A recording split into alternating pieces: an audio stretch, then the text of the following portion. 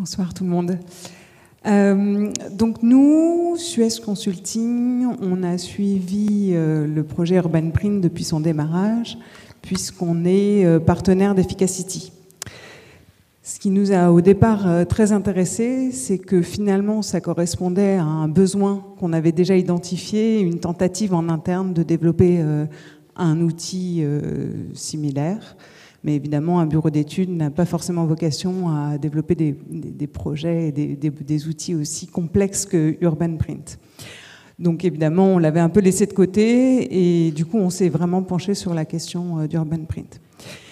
Et donc au fil de l'eau, on a discuté pas mal avec Morgane et on a fait partie des premiers utilisateurs, notamment avec une opération de Link City qui s'appelle la Maillerie, et sur lequel, dès 2020, il me semble, on a commencé à modéliser et à intégrer toutes les données du quartier, qui étaient déjà bien avancées, mais ça permettait du coup de confronter et de voir entre la réalité du terrain et ce que sortait l'outil comme résultat.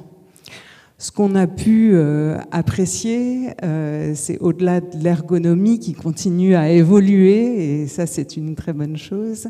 La V2 est super. On a vraiment un outil qui permet de générer une discussion. Nous, on est AMO environnement, donc développement durable sur des quartiers d'aménagement. Et ce qu'on trouvait, c'est qu'il fallait un outil pour objectiver le dialogue entre l'aménageur, les architectes urbanistes, les bureaux d'études et évidemment les promoteurs qui arrivent sur l'opération dans un deuxième temps. Et du coup, cet outil qui permet de rentrer tout un tas de données, qui est ergonomique, qui donne une modélisation, qui donne des résultats quantifiés. Jusque-là, on pouvait vraiment qualifier les conseils. Là, on peut quantifier.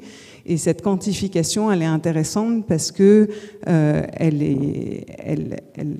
elle peut donner des résultats et l'outil est fait pour que les résultats soient présentés de façon didactique. Et c'est ça nous, on a apprécié.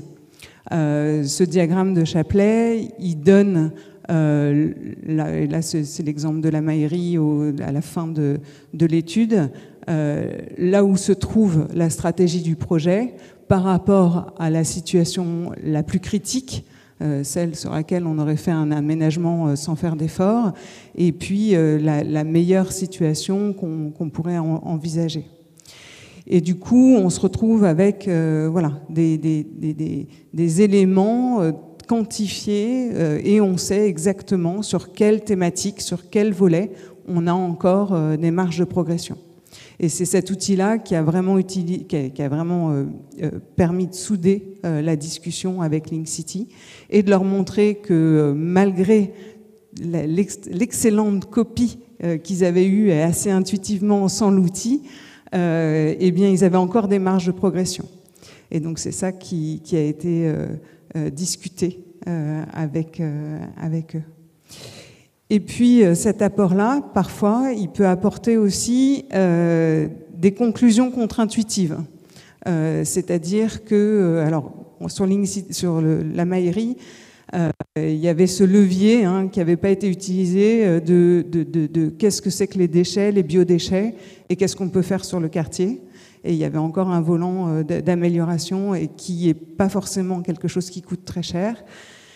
Mais ça peut être aussi parfois une bâche, un stockage enterré d'eau pluviale. Ça peut être un volet sur l'énergie, les panneaux photovoltaïques ou autres. Et c'est ça qui permet, en fait, c'est l'outil permet de rentrer dans le détail et de travailler sur différents scénarios et d'avoir cette discussion entre acteurs du projet. Voilà, je vais m'arrêter là. J'avais 5 minutes, je ne sais pas si je l'ai utilisé, mais en tout cas, je vous invite à vous pencher sur la question. Je pense que c'est un bel outil qui continue à progresser. Il me semble qu'il continuera de toute façon à progresser. Et nous, ça a créé pas mal d'enthousiasme autour de ce projet-là. Merci beaucoup. Pardon.